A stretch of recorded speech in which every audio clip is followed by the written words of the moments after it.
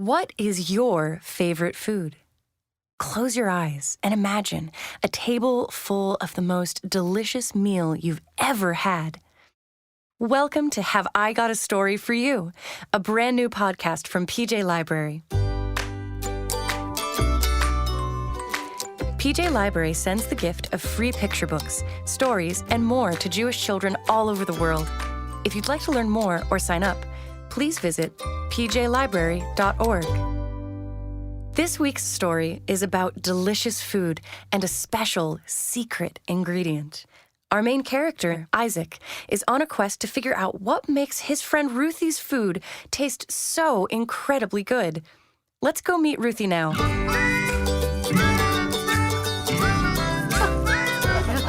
Shabbat shalom. You're awesome. Thank you so much. What are you up to these days? Meet Ruthie.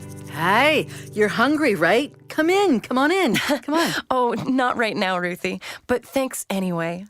Ruthie lived in a tiny little house with just one room at the edge of town, all by herself. But she had plenty of company, especially on Shabbat, when she always hosted a crowd.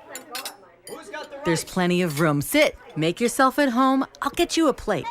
She's great, isn't she? Ezra, stop hogging the Brussels sprout. Now let's venture to the other side of town, where there's only one very large, very fancy, but also empty house. The owner of this house is Isaac. Security! There's riffraff on the property. Isaac, it's us, the podcast crew. You said we could stop by? Yeah, that's right. Sorry, you can never be too careful, right? Carry on. As we were saying, Isaac also lived alone, but in a very large house with so many rooms, he lost count. No, I know exactly how many. It's 30 rooms. 35 if you count the bathrooms. Sure. Anyway, the only person Isaac ever talked to was his personal chef, and even him, not so much. I'm not paying him to talk. Some days, Isaac didn't even talk to anyone at all. But one Friday night, Isaac happened to pass by Ruthie's house and got a whiff of something that made his stomach rumble. I didn't realize how late it was. I'm hungry. Isaac found the scent too tempting to ignore, and he knocked on Ruthie's door. Isaac? Is that you? I haven't seen you since Mrs. Kugelmaker's math class in 10th grade. What have you been up to? Yeah, I'm keeping busy. Well, you're just in time for Shabbat dinner. We'll make room for you. Scoot down, everybody. Go ahead. Scoot. Squish. Isaac hadn't stepped foot in such a modest house in quite some time. But everyone was friendly, and the food was delicious. It was so delicious, in fact, that he was kind of annoyed. Isaac is kind of annoyed a lot of the time. I hired the best chef in all the land, but this food is far superior. I demand the recipe. Don't be silly. Of course I'll share my recipes. Just ask nicely. Please. And so Ruthie gave Isaac copies of all of her recipes. He carried them home and excitedly presented them to his chef. A few nights later, Isaac was excited to eat more of that delicious food. He called out to Chef to make one of Ruthie's recipes and waited impatiently for his food. But when he tasted it... This doesn't taste anywhere near as good as Ruthie's food. You must have done something wrong. I followed the recipes to the letter, sir. Well, do it again tomorrow. But this time, I'm going to watch you. Oh, yeah. Yeah, that's great. I love when you watch me cook. The next day, Isaac watched the chef prepare everything, just as Ruthie's recipes said. But when he tasted it... This is even worse! There must be something wrong with your technique. You know, I did 8 years of culinary school, but actually, no, I think you probably have a good handle on this, so why don't you... Get out of my way. step on I'll in. make the meal myself. You can't do So something. Isaac rolled up his sleeves, put on an apron, and got to work. He made a huge mess, but he did it. He cooked the entire meal according to Ruthie's directions. But when he tasted it... I can't believe it. This is even worse. How could this be? Chef just shrugged and then made himself a cup of hot cocoa. There must be something missing from the recipe. A secret ingredient. I'll make Ruthie tell me what it is. And so Isaac threw on his coat and marched across town to Ruthie's house. Recipes never said anything about that. Hey, everybody. I hope you're enjoying today's episode. I wish you could smell and taste Ruthie's amazing dishes through the microphone. Perhaps you can imagine them. Ah, doesn't that smell good?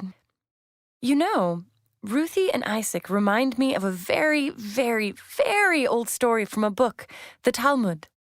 What's the Talmud? Long ago, rabbis had conversations about all sorts of laws and ideas from the Bible. Those conversations were written down in a book we call the Talmud, which is Hebrew for learning. And if you'd like to learn more about the story that inspired this episode, head on over to gotastorypodcast.com. Now, back to the action.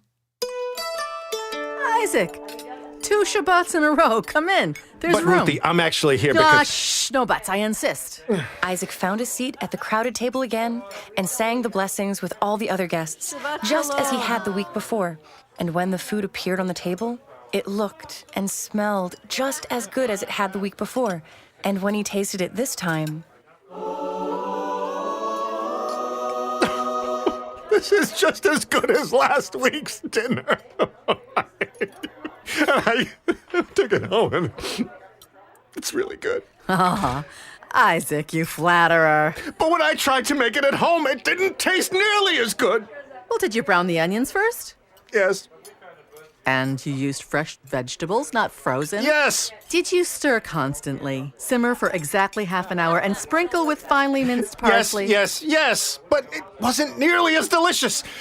What is your secret? Ruthie paused, thoughtfully. She looked around at the busy, crowded house and all of the people gathered together.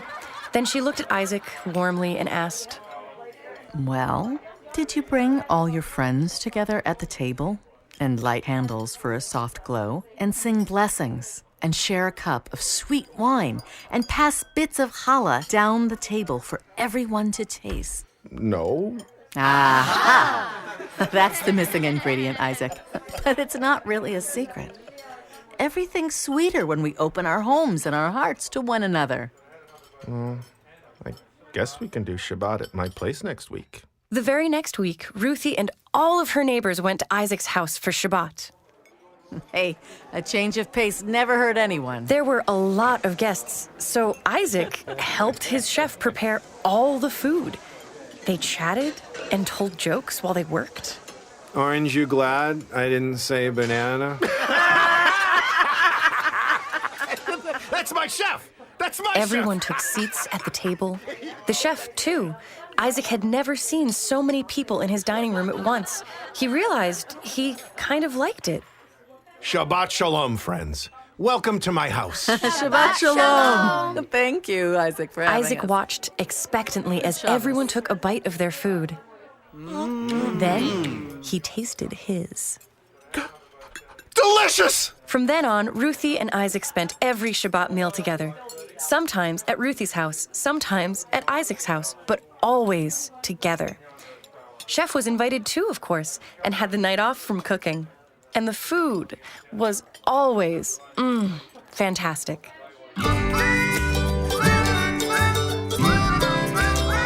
Hey, Ruthie, pass me a plate. That kugel looks incredible. That's it for this episode of Have I Got a Story for You? You can find more episodes wherever you listen to podcasts. And don't forget to rate, review, and subscribe. It really helps us out. See you next time.